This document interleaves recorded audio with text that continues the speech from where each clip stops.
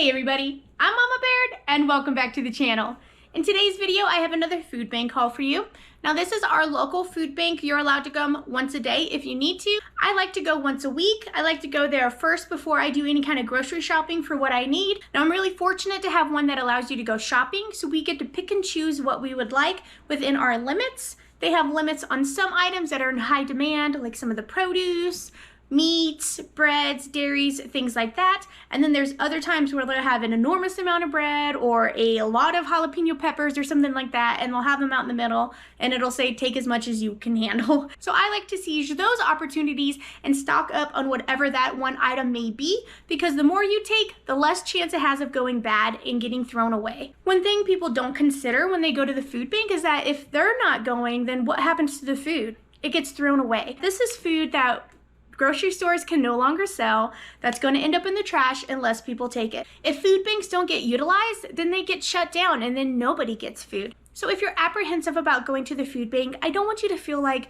I can't go because I'm not poor enough or there's other people out there who need it more than me. If you're feeling the pinch of inflation, if you know that at the end of the month you have to take money from your food bill to pay your electric bill, they raise your rent again, please consider going to your local food bank. These are programs that are made for everybody in the community. Now some of them may have income limits, and if that's the case for yours, then maybe try and search around for some mobile food banks, because those are less picky about requirements. Some food banks do ask for your information, but that's just so they know how many people that they've served, and that's whether they can get more funding or not. So you're really doing the food bank a favor by going to it and utilizing it, plus you're stopping food waste. Food waste in America is absolutely ridiculous. And now I can only speak from America's point of view, from Montana's point of view, even my own certain county. Every state is different and every country is different. So don't be afraid to check out your local food bank. You can call 211 and it'll give you all kinds of resources, not just for food. I also have resources linked below if you need some help or if you know of somebody who's needing some food. Please go get yourself some food, guys. That's what the food banks are all about. All right, enough jibber jabber. Let's get in my haul and I'll show you what I got. Hi, if you're new here, I'm Carolina and I live in Montana. I do a lot of food bank hauls, pantry cooking, and canning and preserving on my channel. If that's the kind of content you're into, I hope you'd consider subscribing. I would love to have you come join my family. All right guys, let's get into this food bank and I'll show you what I got. I'm gonna start with the breads this week. They had tons of breads and you were able to take as much as you could handle. So I kind of stocked up because I have an idea on what I'd like to do with them. First is we got a bunch of these individually wrapped English muffins. They put these in the kid lunches and kid snacks that they offer at the food bank. So they must have had a bunch left over and packaged them up. I believe these are whole wheat. So I grabbed 5 of these. And then they had more English muffins. So I grabbed the cinnamon raisin. Cinnamon raisin is one of my family's favorite. Oh, it smells good. It always reminds me of my dad. He was always a cinnamon raisin bread eater. So it always reminds me of my good old pops. And then they had this challah bread, and I've never had this before, but I have seen it. It's by the Great Harvest Bread Company, which is a fantastic bread company we have here in Montana. And I thought this would be fun to try something new. I have seen people make French toast out of this, but if anybody who's really familiar with this bread has a good idea or a good recipe for me, please let me know.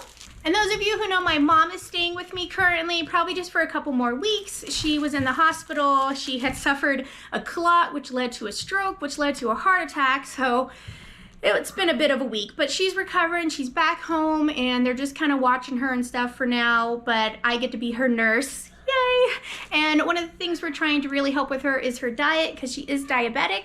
So they have some of this keto bread in there, so I grabbed it. This is something that she really seems to like, and it only has 8 carbs.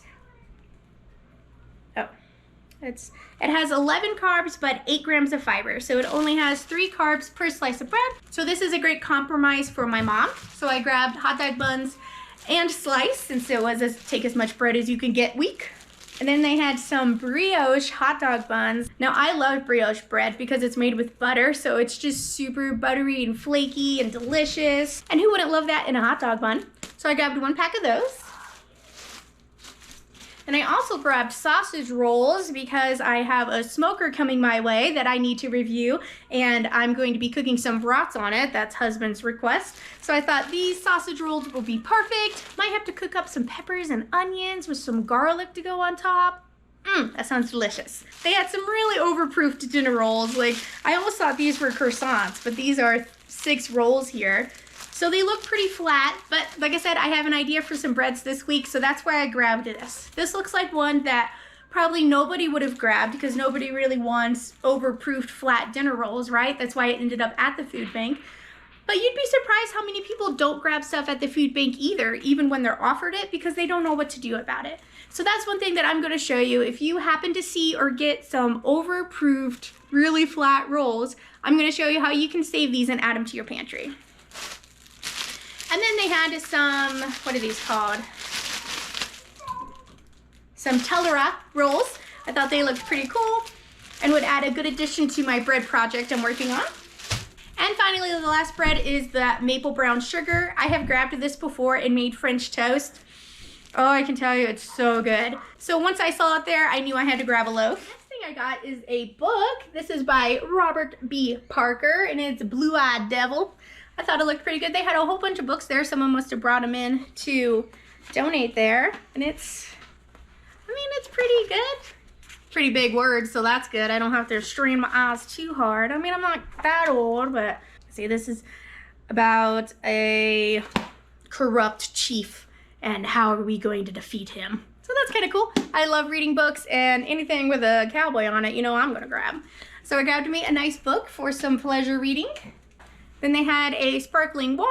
None of my family really like this because it doesn't have sugar, but I don't mind them. So I grabbed one for myself. For the sweet treat, they had mermaid donuts, which as you can see have gone over well. I mean, they were okay. They're super sweet. They're $8 for a pack of 9 of them. Yikes, I wouldn't pay that. But the kids enjoy them and they make good incentives for cleaning their room.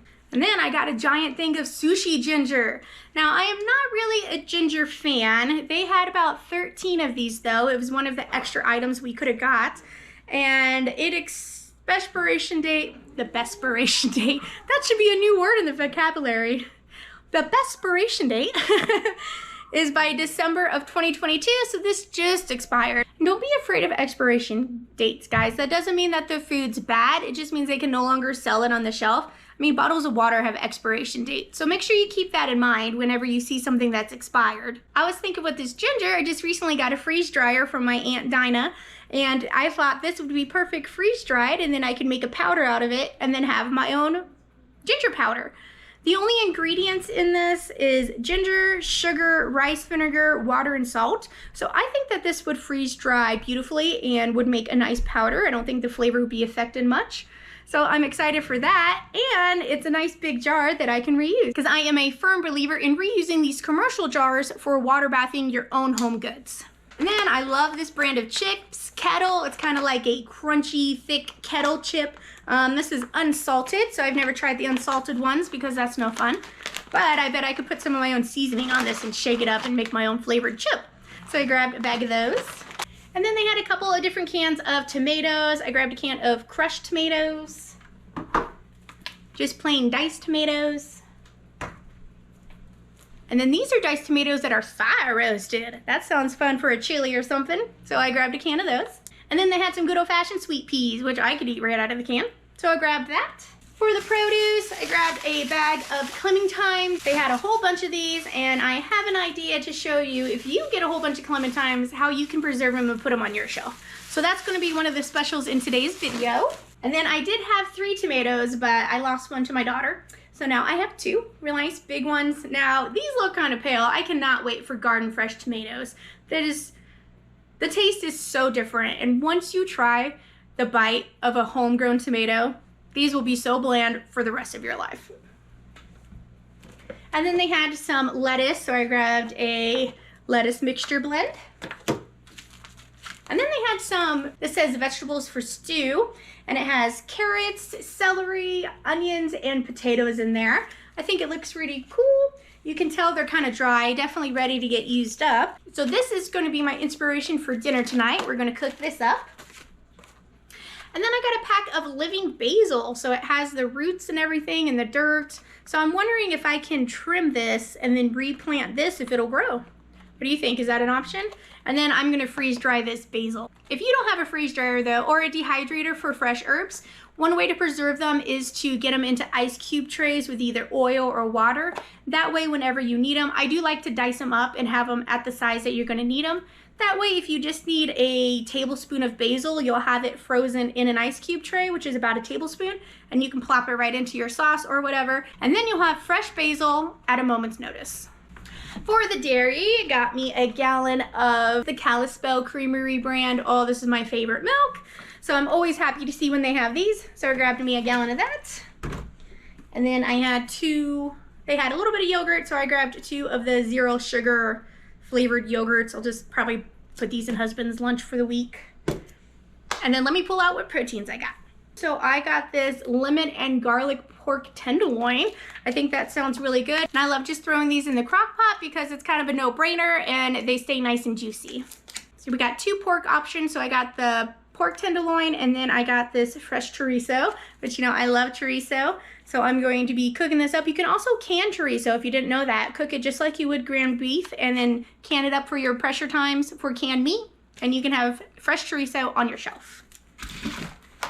And then for the beef, you got 2 choices. So I got one of these flank steaks. It's just a small little cut one, but it looks pretty cool. I could bet I can cut this up and have it for stir fry. It was only $3.12 if you get it at the store, so that's not a bad deal. And it's one way that you can really stretch it is just to turn it into like fajitas or something. And then my last beef item that I got are these Pit Boss burgers. These are brisket beef patties with bacon and barbecue rub. And they're Angus beef. Look at that burger. Oh yeah. So this is definitely something that maybe I can use my smoker for this too. We'll see. But I love being able to get things like this at the food bank. These are the types of foods that I cannot afford by myself. I would not be able to go to the store and buy this, especially for my family. This is 4 burgers. So I would need 2 of these just to feed my family of 7 right now. And that's just crazy that I don't know the price. This doesn't have the price on it, so I don't know what it is. But it got marked down because there's a lot of people out there who cannot afford these kind of items, so they end up at the food bank. So this is what I mean by going to the food bank. You're going to be saving food like this from getting pitched, because most of the time this gets thrown in the trash from the store because they can't sell it anymore. And that's such a shame. All the resources that went into getting that product there, the animal that gave its life for that product, the transportation of it, the resources to package it and then to put it on a shelf and then to have it just thrown away because it didn't sell is such a waste. And that kind of demeanor towards food needs to stop. So there's no shame in going to the food bank. You're literally saving food from ending up in a dumpster. Once again, I just want to mention that if you are being apprehensive about going, please consider checking out your food bank. It could really make a huge difference for you, and you're really saving food from going in the trash. All right, so that's my food haul for the week, but I do have a few things that I'm going to be making and utilizing with what I have. So stay tuned. Let me go get my apron. All right, everybody, got my apron on, and now I'm going to go through a little bit of what I have planned from what I got from the food bank. My first thing is that I'm going to make some homemade breadcrumbs. I have made them before, but I used them all up and I'm in need of making some more. And that's why I stocked up on the bread when they had it available, because I was like, you know what? I need to make some breadcrumbs, so let's take advantage of it while we have the opportunity. So I'm going to get here and show you how to make some breadcrumbs if you do not have a dehydrator. I usually like to make my breadcrumbs using my dehydrator, but I know a lot of you don't always have one available at the moment, so I'm going to show you how you can use your oven to make some breadcrumbs. It's super easy, super simple. Let's get in here and I'll show you how to do it. All right, first thing is I dug through my freezer and I picked out any random bits that I had. So I had some of this Better Than Everything bagel bread. This was delicious. So I'm just going to break this in half. You don't really have to, but make sure you get your oven set to 200. I don't know about you guys, I always end up with random pieces of ends. Some of this is sourdough, some of this is that everything bagel mix.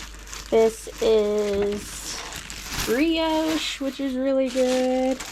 More sourdough, multigrain, multigrain. And then these rolls.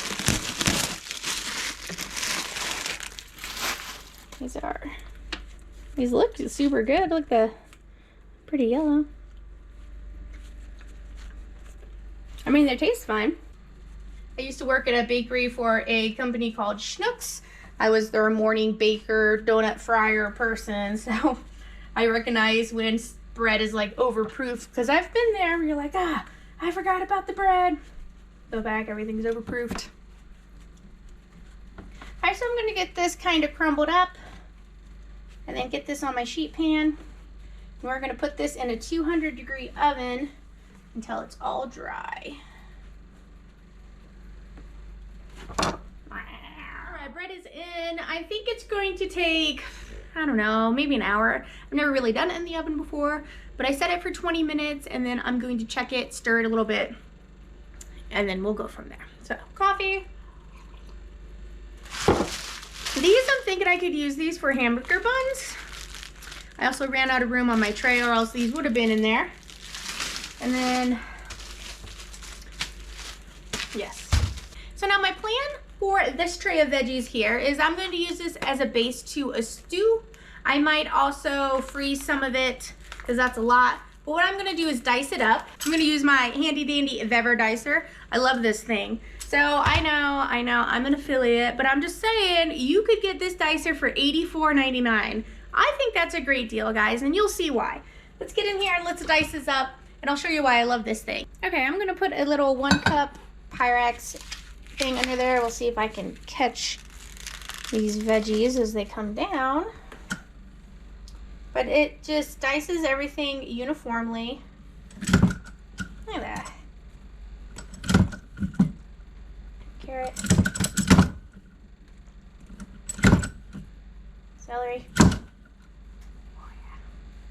There's onion and celery. Shoot, I'll even put a carrot and a potato in there.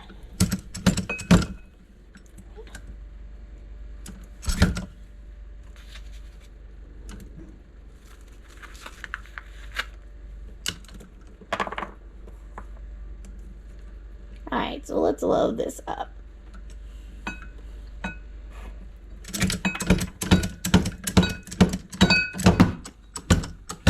Now that took nothing at all to dice those up, and look, it got 1 cup already, and it was under a minute. And the best part is that it's all uniform cut. Now some of it is a little longer than others because they weren't cut the same width, so these can be longer than others. It depends on, you know, what you got to work with. But I love that dicer. It's going to save a lot of time, which is a lot of money, guys. Time is money. It really is. Especially if you're looking to start preserving your own food, cooking more at home, prepping more, having things ready to go. You need good equipment to do all that. So I don't want you to feel like just because I have nice equipment or you're saving up to get a good piece of equipment that's going to save you a lot of time in the kitchen, that you don't deserve to go to the food bank anymore, because that's just not true. Like the food bank, you are saving food from getting thrown out, and then you're then using that food to invest in equipment to help preserve that food. Like, I think that's a win-win situation, guys. So if you feel like you don't deserve to go to the food bank because you have nice equipment, I really hope that you would let that feeling go, because you really do. You are doing a good service by saving food from getting thrown out and by keeping food banks from getting shut down. The more people that go, the more funding they get, the more food they get, and so on and so forth. All right, spill over. So I'm gonna continue to dice all this up. So after this is all diced up, I will measure it and we'll see how many cups we get from this. This might be more than the soup I was gonna make for tonight. So let's see. Oh, coffee. This is the type of dicer that I used when I worked at Applebee's, and I can tell you it is absolutely amazing. I am really looking forward to garden season this year. We're going to be planting lots of peppers and tomatoes and just all those different things, and this is really going to help when it comes to all of my canning and preserving, getting nice, good looking salsas. Everything's going to be uniformed. My link is listed below if you want to go check this out for yourself. No pressure, no pressure. I'm just saying it's there if you guys would like it. We ended up with 7 cups worth of veggies once they're all chopped up. They all look beautiful. That took me maybe 5 minutes, if that. Once you start getting the hang of it, you can really whatcha. This feels good. I'm perfectly normal. So what my plan is for those veggies is I think I'm going to cook them off and I'm going to make like a chicken stew. When I first started canning, I did not know that you needed to turn your heat down whenever it starts rocking and you start setting your timer. You actually do not want your weight to be rocking that fast. You want it just to slow it down and it'd be like jiggle, jiggle, jiggle, jiggle. That's kind of what you're looking for. So I did not know that, and I cooked my food on high heat for my first couple of months until I realized that that was wrong. And this is one of the things that I cooked is some chicken stew. And it has chicken, potatoes, peas, carrots, onions in there, mushrooms. The chicken just kind of got annihilated. Like you could just see little pieces of it. And I think that is because I cooked it for too high a heat. I did the right times, but it was for too high a heat. This is from September of 2021, so I need to get this used up. I haven't even tried one of these yet because I messed it up, so I was like, oh, well, I messed it up. But you know what? Just because you mess something up doesn't mean it's not good and doesn't mean you can't save it. So I'm gonna open up a couple of these, add my fresh sauteed veggies to it, so it'll increase how much veggies are in here. I have some chicken I canned up from the same time frame, so we're gonna add this chicken to it. I have some more chicken broth just in case I need it. And then I dehydrated some mushrooms a while ago, and I have yet to try them. So let's throw some dehydrated mushrooms in there. And then anything that's left over, if we're not gonna eat it, I can always just throw it in the freeze dryer, and then I'll have some backup chicken stew to start my stockpile. So let's get over to my Dutch oven and we'll get this started. Okay, I got my cast iron enameled skillet heating up. I'm gonna go ahead and open up my canned goods. So this has been sitting on my shelf for 18 months. Oh, smells good. It looks like I put some seasoning in there, maybe some poultry seasoning, which now I know it's not recommended because it can increase in strength over time. Oh, it smells good though. So there's two. Here's my chicken. Same time frame. So this chicken doesn't look too bad, even though I probably cooked it at too high of heat too. And then I vacuum sealed the mushrooms with my vacuum saver attachment. Oh, that didn't seem that tight though. Still pretty crispy. So I have some garlic infused oil I'm gonna put down. I do have a video on how to make that. I can leave linked below. Let's put our veggies in there. Oh yeah, that's what you want to hear. Sizzle, sizzle.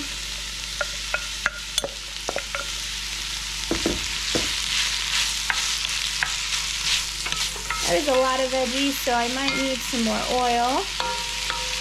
So we'll just let that sit and cook for a little bit. And then we'll come back. Let's check our bread.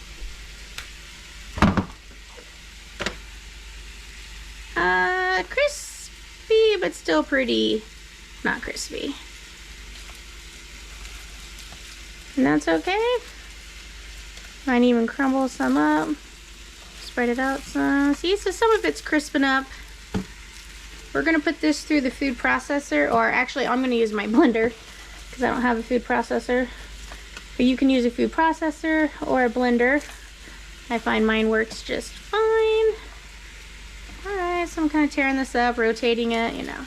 Those rolls are cooking faster than the loaves of bread.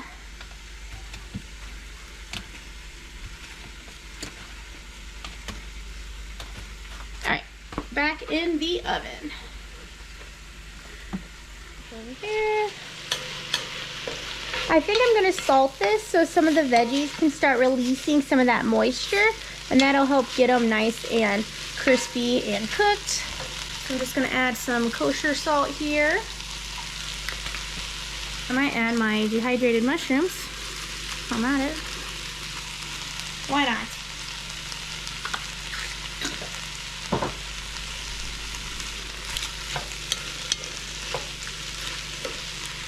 Maybe I might bring in those. Does anybody else cook with dehydrated mushrooms? I'm sure it'll bring it back to life once all that liquid starts getting released from those veggies. Alright, so we're just going to be letting that cook, and then I'll bring it back. Alright, so this has been cooking for about 15 minutes now. Nana, I'm talking to the camera. I'm making some soup. Some what? Soup. I guess I should have crushed up the mushrooms. They're kind of big ones there. Nana and the kids are up. They were playing Uno, and then Nana needed rescuing. Going from 0 kids to all of a sudden having 3 kids around. I'm worn out. Yep. So I'm gonna add my broth. I see a bay leaf here, so I'm gonna take that out. And the rest of all that stuff, it still looks pretty good. And then use that broth to deglaze the pan and get all those crusty bits. That's all flavor. Yeah, see how that's really cooked chicken. But that's okay. Don't be afraid to make mistakes. That's how we all learn. Is this mine? Yes. Okay, thank you. You're welcome. Okay, I don't know if that one had a bay leaf. If you see it, let me know. Where's Waldo? Where's the bay leaf? Where is it? Well, if someone's gonna bite into it and find it. Chicken. See, this another lesson learned is that you use wide mouths when you're canning meat. But that's okay, I just break it out. See, it comes out. It really just looks like a can of meat you get from the store, but that was just raw breast meat that I canned up. And then I'm gonna add the chicken broth. I like chicken broth. Wait, no, I don't. Okay, so I added those 2 chicken stews. I added that extra can of home canned chicken, and then I added that chicken broth. So I'm just going to let this cook at like a 6, and then we'll give it a taste and see if it needs anything. All right, the soup has come to a boil. I have to have just a little bit of barley left in this container. I like to cut out and put the instructions in there if I'm not quite sure how to cook it. So I'm just gonna add this straight in there, and we'll let it cook. I'm gonna reduce this down to a 4 though.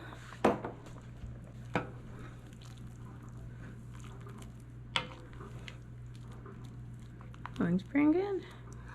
Gonna give it a taste. Oh man, it tastes delicious. I'm just gonna let that cook. I'm not gonna add anything right now. Now that the bread is all dry, it was in the oven for probably about an hour to an hour and a half at 200, just getting nice and dried out. I'm going to throw them in my Vitamix to get blend up. Now you can also use a food processor that works really well with this, or if you don't have either of those pieces of equipment, then just put it in a Ziploc bag and give a kid a rolling pin and beat it. That's what I do. So I'm just going to get it till it's at the consistency that I would like. This is actually probably a little finer than I would like, but that's okay. It still works great as a homemade breadcrumb. This is also the point where you would want to add any seasonings. If you want like Italian seasoned breadcrumbs, or if you want to mix them with some panko to get them extra crispy, you could do that. Or if you wanted to do like Cajuns or just have pre-seasoned ones, this would be the opportunity to do it at this time when you're mixing it all up. I'm just going to keep that in a half-gallon jar, and that's all you have to do to make some homemade breadcrumbs. And now this can just get set on your shelf. It doesn't have to go in the fridge. Next recipe I'm going to work on is some toad in a hole. Have you guys ever heard of that? Hole in a toad, toad in a hole. And I'm going to use my challah bread. I wish I knew how to say it. Challah bread, I think, to do that. So you just take your cookie cutters or biscuit cutters, whatever, and you want to cut a hole right in the middle, just a circle. Now you can see I did get a little low and kind of broke that a little bit. I mean, that's okay, but it's for presentation wise, you want to make sure that your bread doesn't get broken. So I'm going to use this to try that recipe for the first time. I'm just going to get my skillet hot, put some butter down. You could also just put butter on the bread too. You don't have to put it into the pan. But that does help get the pan ready for the egg whenever you're going to put that in there. So that bread absorbed that butter pretty quickly, so I added some more. And of course, friggin' frying bread falls apart on me. But never mind, we will always find a way. So I flipped it over, and then I added some more butter to make sure that egg can get cooked. And then I cracked the egg right into that hole. So it doesn't have to be a circle. You can do like heart shaped, because that'd be cute. And then you just want to toast up your little extra piece on the side there. And then, I think I'm doing pretty good at keeping the bread together. Just keep it together, man. Keep it together. Then you're going to hit it up with some salt and pepper. And then if you like your egg well done more, pop it in the eye when you flip it over. That's what I did because my husband does not like a runny yolk, which is crazy. I know, I married him anyway. But you're just going to flip it over and cook it to your liking. I like to have mine a little runnier, so you could always just pop a lid over the skillet if you want it super runny. Or you could just flip it over gently and let it cook a little bit. So that's all you have to do, and then it is ready to go. So this might be a little dry for my taste because I like runny yolks. Husband does not though, and I'm making this for him for breakfast. But I'm gonna give this a try and see how it tastes.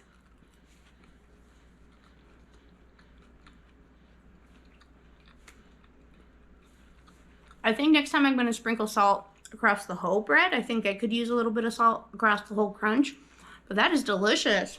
I really like the idea of using that bread for a toad in a hole. Have any of you guys ever made one of those before? What do you call them? Is there any kind of things that you do to spice it up a little bit? Let me know in the comments below. Now this is what it should look like. You see this runny, gooey, yummy yolk? Oh yeah, then the crispy bread soaks up that yummy that yummy golden yolk. I put salt on the bread this time. Good call. And then you take your circle and you dip it in there.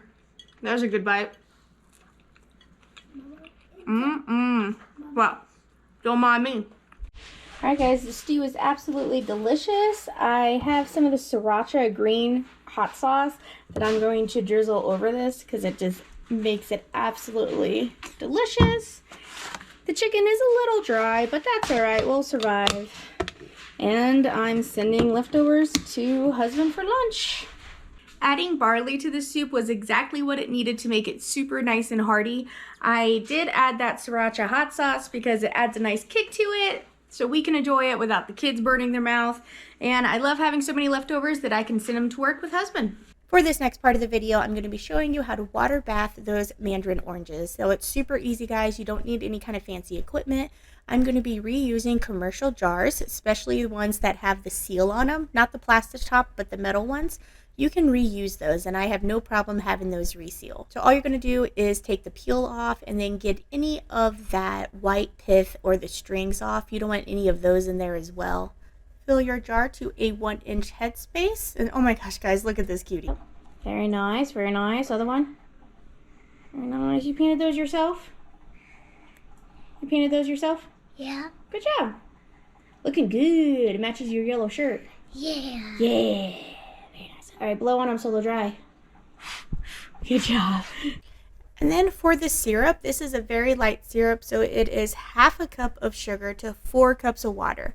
And that's really all you need. You can do as heavy as the syrup as you like, as much as 1/2 water, 1/2 sugar.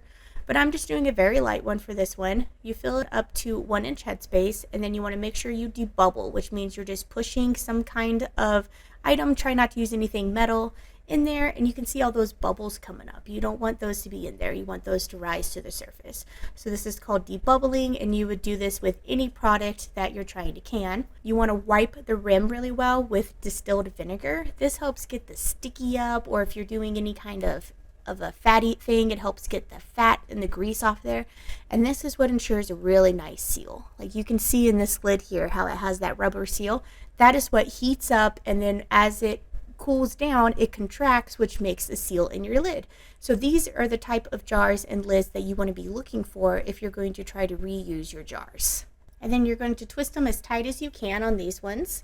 And then as you can see, I just have a big stock pot. I have a towel down on the bottom because you need some kind of barrier between the bottom of the pan and the jars. So that's why you want to put a towel down if you don't have a canning rack. And you want the water to be at least 1 inch over the top of the jars. So I'm pouring in some extra water here. And then once it comes up to a rolling boil and you see those bubbles and everything, you're going to set a 10-minute timer. And that's all you have to do to water bath these. You're going to turn it off, and you want to let it sit in the canner or your pot for about 10 minutes before you take them out. And then you'll let them cool for at least 24 hours.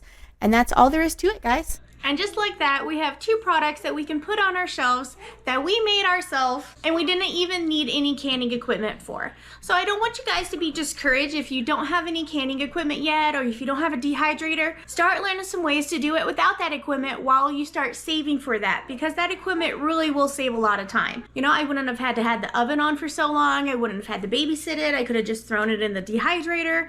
Reuse your commercial jars for your mandarin oranges. You just need to put a towel down when you're water bathing bathing it. You don't need a specific canner or a pressure canner to do any of that stuff. So if you're feeling a little nervous about preserving and canning and pressure canning and dehydrating, it's really not that intimidating, guys, and you really don't even need any fancy equipment to do it.